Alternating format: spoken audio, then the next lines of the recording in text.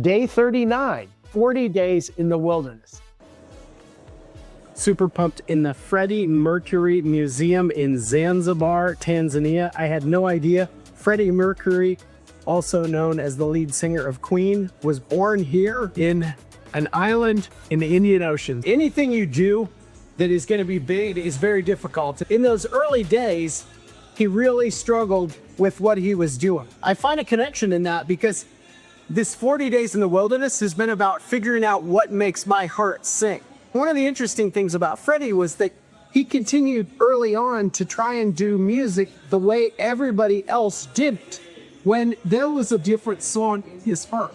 It wasn't until he embraced what he had in his heart and what made him sing that he started to go from just being a star to actually being a legend, which is really cool. I think that's an important reminder. We are all unique people with unique gifts, unique skill sets. Many of us try to just be what everybody else is. We try to be just like every other person on Instagram or every other person we see on TikTok or social media, or even maybe in our peer group or in our business cohort. Freddie reminds us that if we're really gonna figure out what makes our heart sing, first off, we've got to figure out what's within ourselves. He began to do that. This is kind of cool. This is some of his handwritten lyrics. Like many artists, this one's a good example.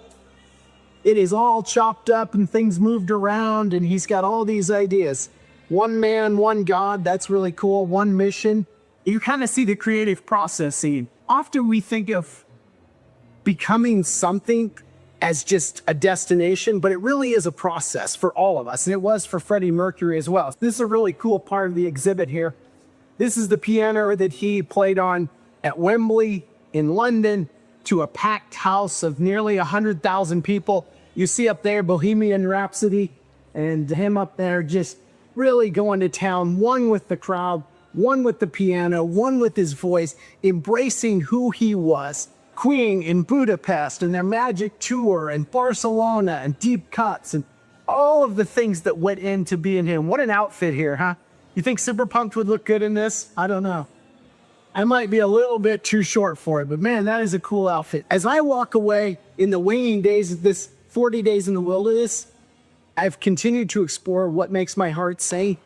It's to be uniquely me. Don't try to be anybody else.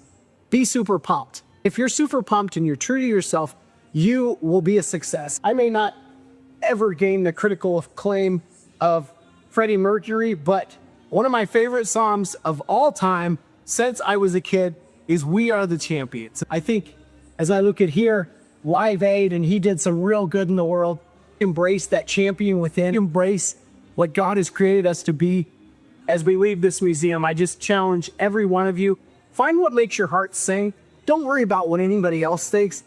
Go out there, embrace the heck out of it, and you never know what might happen. Thanks for joining us today. Super pumped out of the Freddie Mercury. One final look at an awesome film. How do we get out? Woo! These doors are tricky.